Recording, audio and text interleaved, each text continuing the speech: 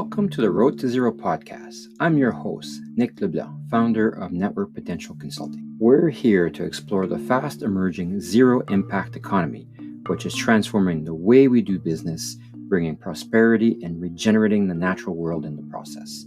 And I invite you to look at how you can position your business at the forefront of this global movement. Today on the Road to Zero, we're talking to Melissa Barbosa, Head of Sustainability at the Ikea Group. And she's joining us from Toronto. Welcome, Melissa, and thank you for being with us. Hi, Nick. Thanks for having me. Now, tell us what led you down the path of a career in sustainability, because even before Ikea, you were quite involved in that field. So what was what was the light bulb moment that had you kind of decide to do that? Yeah, I think it's just been a bit of a progression for me. I was raised on a commercial fishery, so I always had that notion of kind of balancing, economic growth with environmental responsibility. And from there, got into the more technical aspect of sustainability. That wasn't even, a career field at the time that I, began schooling and even my career.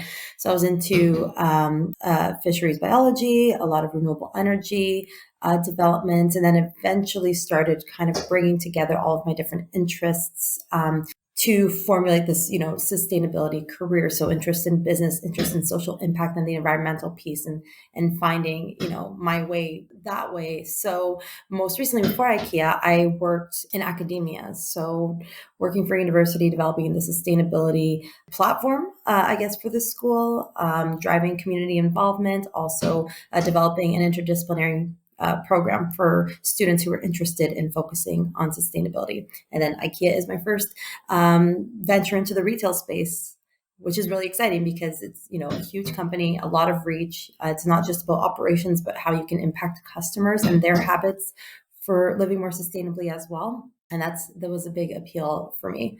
And tell us, what are the goals, or what is IKEA trying to accomplish in the sustainability world? Yeah, sure. So we are guided by our People and Planet Positive strategy. And we've had this strategy, official strategy in place since 2012, but in 2018, we came out with a revamped version. And there's 3 change drivers. There's healthy and sustainable living, which is all about how we impact our customers through our product range and services. And our goal within that change driver is to enable 1 billion people globally to live within the boundaries of the planet. Then we have our circular and climate positive change driver. And our goal there is to be climate positive and 100% circular by 2030. And then we have our fair and equal change driver. And that's all about our social impact and how we're supporting the communities where we're located across the world, how we're supporting fair and equal employment, affordable housing, and lifting vulnerable communities out of poverty through our business as well. So your 3 main pillars. Now, especially granted, IKEA provides services for people, products for people, so definitely helping them live sustainably. So give us a sense of what that looks like. So I imagine that means that your products are themselves sustainable. So if you buy them, you're actually lessening the impact. Is that? Yeah, it's a few different things.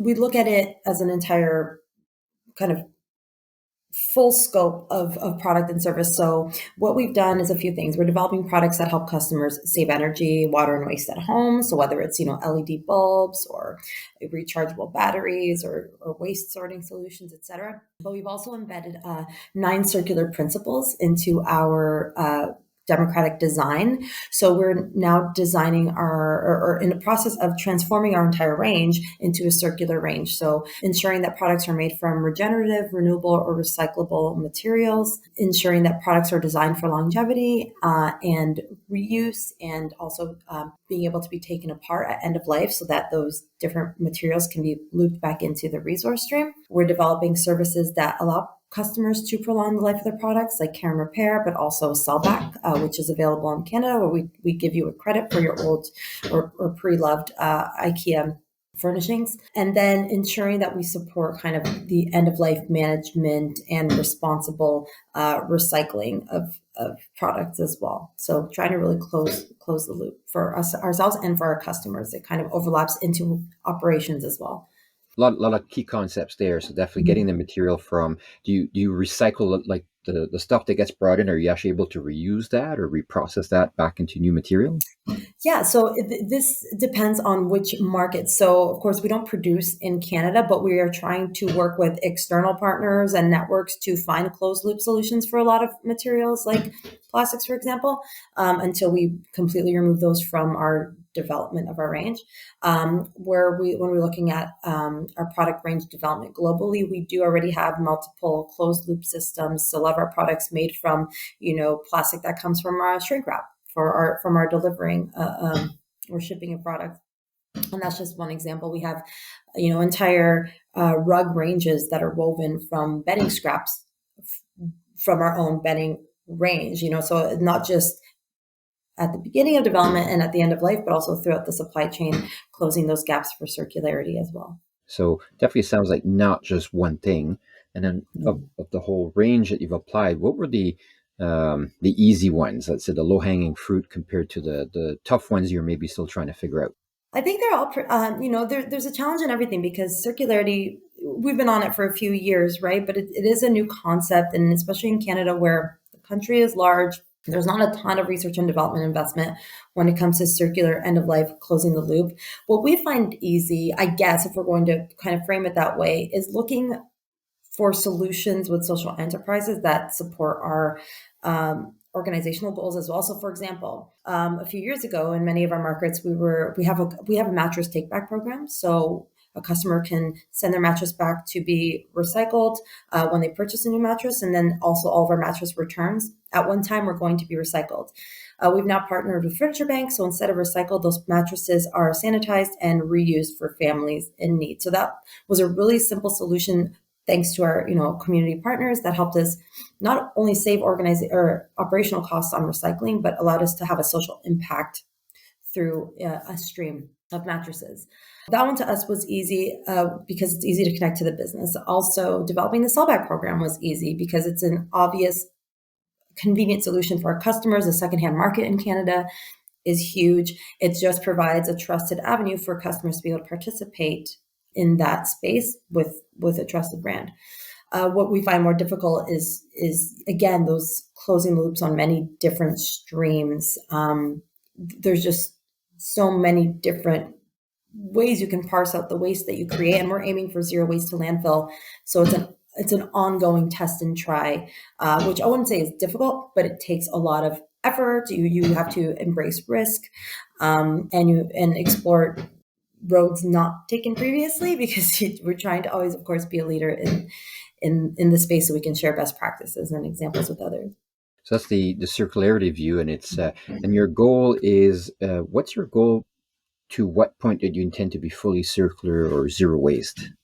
Yeah, so there's three parts within that circular and climate positive change driver. There is our aim to be 100% powered by renewable energy by 2030.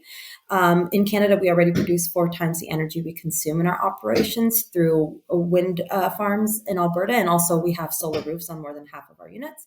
Another goal within that change driver is to provide zero emission delivery and services by 2025. And I didn't mention this in the previous question, but I'd say that has been quite the challenge in Canada. But we do now have zero emission or EV trucks on the road, and we've started in a few markets to provide that service to customers. And then the zero waste to landfill. So broken out into those 3 objectives. It's nice to see that you've been able to simplify into really 3 key drivers and really kind of orient around that. Because sometimes, like you said, there's a lot to do to get there, so it can be quite overwhelming. Yes, you have to. It's a bit of strategy, but it's also a bit of kind of going where the path of least resistance to see how you can scale up some of these simple solutions too. It's really a learning journey, and there's no template for what we're trying to do. I know many are trying to do, but every business is different. Circularity is it's a patchwork solution for most organizations. So looking at everything, when you say throw spaghetti at the wall and see what sticks, a lot of it is that there's a lot we can do out there, but it's very localized, dependent on what's possible in your market, what you're willing to test and try. Yeah, a lot of different considerations. And what would you say has an initiative that the consumers have really appreciated or been really popular? Yeah, I think I'd say again in Canada, I'd say it's the Sellback program. We've seen a lot of uptake since we launched it in late 2018, I believe now, or late 2019. We've seen again uptake across markets. It's again a trusted avenue into the secondhand economy, which is like $30 billion in Canada. Furniture makes up about 8% of that, I believe. So it's a solution for our customers, but it's also an opportunity for us to continue a relationship with customers. It's not just the first transaction. You know, you want to buy, a table, here's your table, enjoy. We want to ensure we have these kind of touch points with our customers across their ownership journey. So Sellback is one of those options. We've now also started exploring care and repair, which is really popular with our Canadian customers as well, learning how to maintain and care for and even upgrade or personalize their products as well. Another touch point that seems to be popular amongst this customer base. And do you find that kind of service is that actually growing a market for you that wasn't there before? Yeah, I think so. I think what we're seeing, I think what we're seeing as an overall when it comes to circularity is this transition into a service model. So these are just kind of little steps along the way, but I think eventually, because especially in Canada, people move on a very regular basis. Their life phases are different, um, every year, every few years, things change, and we want to be able to support them in that change. So it makes sense to try out these different services and solutions for customers with the eventual opportunity of to having ownership of our product for its entire lifespan. So we, for example, as an opportunity to lease furniture, ensure that we're responsible for caring and repairing, and then at the end of its life, taking it back and ensuring it's closed loop into a new resource stream. That's how we envision would be the most efficient circular model as a furniture retailer. And we're seeing the service industry, of course, explode in all different areas. So it just makes sense. It's about convenience, not necessarily ownership. They want the product, they don't need to own the product. So that's how we try to look at it. Yeah, no, that's a good point because that like furniture as a service model is something that it's been there, but I think everything is kind of going into that service model because then you don't have to maintain it, and then the incentive to actually build it better, longer lasting. Exactly. It's a whole different model in itself. Yeah. And it also opens up opportunities for different demographics to, design the home and that they would love as well because it becomes more affordable as an opportunity. And some of the other changes too. I was just looking on your website, and it was interesting. You even have, especially because you do have quite a bit of restaurant services in a lot of your hotels. And Mhm. one thing that caught my eye was it called the Hoover draw, the plant-based meatball. And Oh, people are people are recognize dating. those Swedish meatballs that you often get at IKEA. Yeah. Yeah, we have a few different options. So we've, of course, food consumption and food waste is a huge contributor to greenhouse gases globally. But as a business, we want to support customers to have more sustainable options, especially when it comes to food consumption. So a few years ago, we came out with our veggie ball, which is still part of the range, and our veggie dog. And now we have the pea-based protein, which is more of a meat substitute ball, which is very tasty if you had the opportunity to try it. So kind of really trying to embed these, principles in all parts of the business. We also have, vegan ice cream that we've come out with as well. A lot of different exciting things happening in the food space. Well, all over the place. So, and how was it to like really look at your operation from such a like from end to end, almost like everything from the meatball to the packaging? What has that been like as an initiative? Yeah, I think the most important takeaway there, and I apologize, there's a little bird tapping on my window. I'm not sure if you can hear it, but that's that noise. Um, I think the most important part of this, because we can look at the different steps that we've taken in all different areas of the business, but the most important part was having those 100% goals within the strategy that are embedded into the direction of the business. So if it's not 100%, there's going to be areas of pushback, but the fact that our goals are all 100% focused means everyone's got to have a kind of a magnifying glass over their areas of the business to see how they can push it forward. So it really comes from a top-down directive, but it is everyone coming together to find those opportunities in their areas, their function, and achieving those goals together. So I would say it first starts with the goal development and how it's integrated into the business. It's a really interesting point you say there, and because I've seen how Toyota does certain things, like you have this top-down initiative, but how involved is every single individual? Because I imagine it takes everybody's ideas to really figure out how to get this done, because it is a very encompassing initiative. Yeah, it's got to be a decentralized approach for sure. When we're trying to achieve sustainability in general, cannot be a centralized approach. So again, we have the top down directives, but a lot of our initiatives, a lot of the momentum that we see building are from individual coworkers and bringing all of those individual actions together. We talk a lot about small steps to big change or big action, and that's exactly how we try to approach sustainability as well. We bring everyone together. We have really strong training around sustainability that everyone has to undergo. Our market managers are super passionate about our goals and our achievements in that area. So I would say it's a bit of a balance of both. We see the directive come top down, but the action is certainly individual build up of coworkers to big achievement. Yeah, well, there's nothing more interesting to work on and actually make what you're doing sustainable. So I imagine that brings a lot of motivation and to the Yeah, workforce. it creates a sense of ownership too, because the coworkers themselves are the problem solvers within their own role, because it is such a broad spectrum of what needs to be achieved within our goal development. Everyone has a way to contribute, and the way we do that can be creative because we don't have all the solutions. So we welcome those creative solutions and try to champion those coworkers that really want to, be the torchbearers in their own function, in their own unit, to lead these opportunities. We have people planet positive committees in each of our units. We have, our sustainability point people in all of our units. All of our goals are integrated into the business plan every year. So it's a lot of ensuring at every level it's there. It's an always on approach. And then just look at a couple more initiatives. I noticed you moved towards 80% plant-based packaging. And can you tell me a bit more of how easy was it to implement something like that? Well, that's a good question for our global iOS team, because they're always digging into different solutions. But I know it's been something that has, it's taken some time to get to the point where we're at, and we still have some great goals for the next few years where we want to just remove plastics from our packaging as a whole. So it's been a stepped approach, but that's probably a better question for them, and how they source their packaging and the agreements that they've developed to create a more sustainable plastics solution. We talked about, yes, it sounds like switching to renewable was one big step to really limiting a lot of your impact.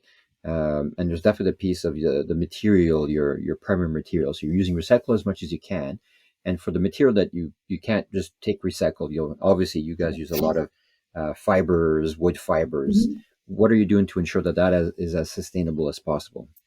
Yeah, so that's another area. As you know, a lot of our furniture range or product range has wood or wood components. And what we've done is, aside from working with WWF to ensure all of our wood products are FSC certified, we're also transitioning it to faster growing wood. So you're seeing a lot of bamboo come into play, a lot of the softer, faster growing fibers as well, until we, fully transition into bamboo and a faster growing wood. You'll see mostly softwood. And then, of course, the bamboo range, which you'll see a lot of in our market hall and our kitchen cooking and eating area. So again, it's the transition, right? It's a phased approach, but working with the best solutions possible, the best resource acquisition possible, until we can kind of have this full transition completed to circularity. And how do you see the timeline to that? Just to get an idea of the schedule you're working towards. Yeah, so I mean, most of our goals are for 2030. They're aligned with the UN SDGs, and most of our ambitions touch on the SDGs as well, specific SDGs. So we're looking at 2030. It's a challenge. Some areas are moving really quickly. Some need a bit more work, but we're still looking at 2030, not as a moving target, but as the target to be able to achieve all of these timelines. The one that's kind of an outlier of that, again, is the zero emissions delivery and services. That's our goal is for 2025 to be able to do that. So a little bit sooner. But otherwise, we have, something like 8 years to accomplish the rest. But it's one of those things what we found where in certain areas, once the attention is placed on those areas, things move really quickly. So we're staying optimistic that this is going to be possible. And a lot of it depends on external supports and networks and partnerships. Yeah, so I hear definitely getting this done way before 2050, and you set yourself a goal for 2030 to get there, and then see how that you perform. But what I hear, by 2035 or 2040, you'll most definitely get there, I would imagine. But the goal is 2030, which is definitely a great goal to shoot for. Mm-hmm. The other conversation, because again, there's your own plants, your own facilities, and I can hear the work you're doing. So how are you managing, what the world likes to call scope 3 emissions, the ones that are from your suppliers or kind of down in the supply chain outside outside of IKEA, that obviously impacts your overall impact of your products? Yeah, so we look at a few different things. I can say from a retail perspective, because IKEA is a massive business, a huge organization. So we look very critically at a few things. We look at the emissions from transport to and from our units. So how can we support customers and coworkers to reduce their emissions when they're traveling to IKEAs? Whether it's by providing solutions, incentives, or, as we expand, building more into city centers where the people are. And our Toronto small store unit is one example of that. Will be opening this spring. Another thing we look at, and the circularity, design is all part of that, is the emissions as a result of product use in the home. So how can we support, again, customers and be accountable for, the energy that our products consume, the water that we can help save, how we're supporting customers with waste, the food selections as well. So those are two really big ones that we look at. And in general, for your suppliers, do you find has it been fairly easy to find suppliers that are providing you services and goods, or themselves meeting their own targets, or has it been really IKEA having to move the industry to that level to make that happen? Yeah, it's a bit of both. So we have a specific approach when it comes to suppliers and more sustainable sourcing, which are guidelines we follow. We have our IWay code of conduct, where we ensure that our suppliers that we're engaging with follow, a strict set of measures when it comes to environmental goals, health and safety, fair and equal employment, and this is how we form really strong long-term relationships with our suppliers, where we can look at goals together with kind of an aligned vision and mutually support them with that as well. We've been lucky as well to find some third-party service providers when it comes to delivery and services here in Canada that have gone along the journey with us to aim for 100% zero emissions for 2025. So sometimes it's right off the hop finding service providers with very aligned visions. Other times it's supporting them along the way and showing them the importance of this kind of sustainability transformation so that we can kind of lift each other up. And for your supply chain, do you see that part being in line with the 2030 vision, or is that part going to take a bit longer? I think it has to be because it's all connected to our business and to our goals, right? So again, working with our suppliers to ensure, and we have entire teams dedicated to that as well. So really, that strong action and strong relations is really what moves it forward. Stakeholder engagement and management is, the most vital part of leading in sustainability. So definitely, especially when we're talking about external partnerships that we require to support us achieving these goals. Now, moving on to the market in general. So there's IKEA and what you guys are doing. How does that compare to what you've seen with maybe some competitors or the furniture industry in general? I mean, I think that's a good question. I think everyone's very focused on circularity right now. It's a big part of the conversation. There's also the rapid growth of e-com and closing the gap with your customers. So trying to balance those two things and do it in a really good way. I can speak for ourselves that we have to always keep those two things in line of sight and try to balance them. We don't want to go too far into immediate gratification, but then forget that we're trying to create a balanced approach as well. So that I can say that for IKEA, everyone has a bit of a different approach, but I know that most are involved in this circular conversation, and they need to be for us to come up with the solutions together, right? Circularity especially is all about building market value and commoditization of materials, and without scope or scale, it's impossible. So many are joining forces together to be able to look at it and move the needle. Yeah, and I imagine it makes a big difference for a big market player like IKEA to start driving the market that way, because then you have other businesses that can take advantage of some of your Yeah, suppliers, and because you're exactly. literally changing the supply chain. There's a benefit to that because, it's a wide open space. It allows us to explore and be, first player. There's also an expense to that too, but if it means that we're supporting onboarding to be able to again make this a more commercial solution for organizations, then it's worth it. Yeah, and then you get the advantage of having that kind of market leadership where people know that if they want something sustainable, IKEA is the place to get it. Yeah, definitely. Of course, there's always, a positive brand perception component to that as well. And that's becoming very important, or has become over the past few years for customers. Who are we purchasing from? Where are they purchasing from? Where are my products coming from? So to be really strong in that space has become more important for the consumer. And one of my last questions is just to get a sense of what would you like to see in the market kind of changes, either through government or people's habits, that would make this easier, or just kind of make this easier to do overall in the industry? I would really like to see more government support in R&D when it comes to circularity. Like let's find true closed loop technologies for different waste streams. I think that's there's so much to unlock. There's so much potential to unlock, and it would be great to see more financial and policy support from the Canadian government on that end. Thank you very much for your time and really sharing with us how you're leading the charge in an industry that hasn't always been seen as one that's very sustainable. Thank you. Thanks so much for having me. And enjoy your time with your bird. Oh my gosh, all day. Bye-bye. Bye. Thank you. Thank you for joining us today.